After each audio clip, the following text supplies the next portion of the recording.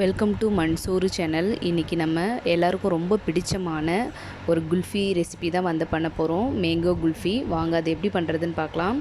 நான் இன்றைக்கி ஒரு பேனில் 1/2 லிட்டர் அளவுக்கு பசும்பால் தான் எடுத்திருக்கேன். அதை இந்த பேனில் ஆட் பண்ணிடலாம். இதில் தண்ணி எதுவுமே நான் ஆட் பண்ணலை.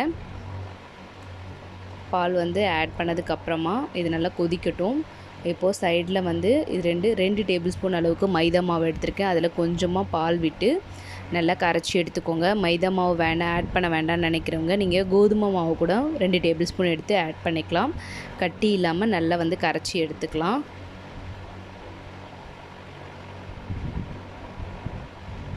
பாருங்கள், இந்த அளவுக்கு நம்ம கட்டி எதுவுமே இல்லாமல் கரைச்சிக்கலாம்.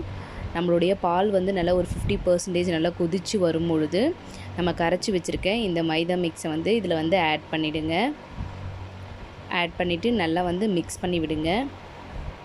பால் நம்மளுக்கு கொஞ்சம் கெட்டியாக வரும்.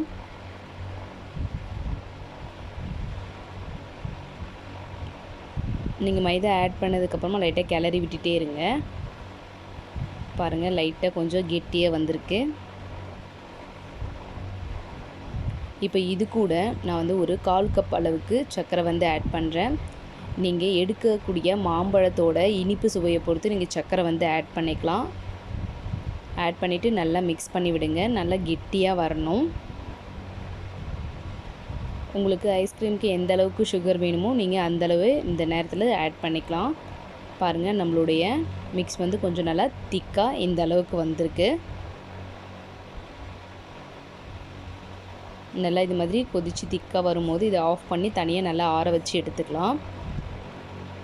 இப்போ ஒரு மிக்ஸி ஜாரில் நான் 2 மாம்பழத்தை உள்ளே இருக்கிற அந்த ஃப்ளஷ் மட்டும் சதையை மட்டும் தனியாக எடுத்து வச்சுருக்கேன். அதை இந்த மிக்ஸி ஜாரில் ஆட் பண்ணிவிடுங்க. நல்லா ஆட் பண்ணதுக்கப்புறமா நம்ம பால் ஆல்ரெடி அந்த மிக்ஸ் ரெடி பண்ணி வச்சுருக்கோங்களே ஆற வச்சு நல்லா ரூம் டெம்பரேச்சர் வந்ததுக்கப்புறமா நல்லா இந்த மாம்பழத்தோடு ஆட் பண்ணிடலாம். ஆட் பண்ணிவிட்டு இது நல்லா ஸ்மூத் பேஸ்ட்டாக அரைச்சிக்கலாம். எந்த கட்டியும் இல்லை, அது மாம்பழ கட்டிகள் எதுவுமே இருக்கக்கூடாது. நல்லா க்ரீமியாக நீங்கள் அரைச்சி எடுத்துக்கோங்க. பாருங்கள், ரெண்டுத்தையும் நல்லா அரைச்சி எடுக்கும்போது எந்த அளவுக்கு செம க்ரீமியாக வந்திருக்கு பாருங்கள். இப்போது இதை நம்ம குல்ஃபி மவுண்ட்டில் மாற்றிடலாம். நான் இன்றைக்கி 2 விதமான ஐஸ்கிரீம் மவுண்ட் எடுத்துருக்கேன். ஒன்று குல்ஃபி பாட் மாதிரி இருக்கும். இன்னொன்று பார்த்திங்கன்னா நார்மலாக நம்ம அந்த குச்சி ஐஸில் வச்சுருக்கீங்களா அது மாதிரி இருக்குது. இது நீங்கள் சூப்பர் மார்க்கெட்டில் கூட கிடைக்குது. இப்போ நான் 2த்தையுமே நல்லா ஃபில் பண்ணிட்டேன்.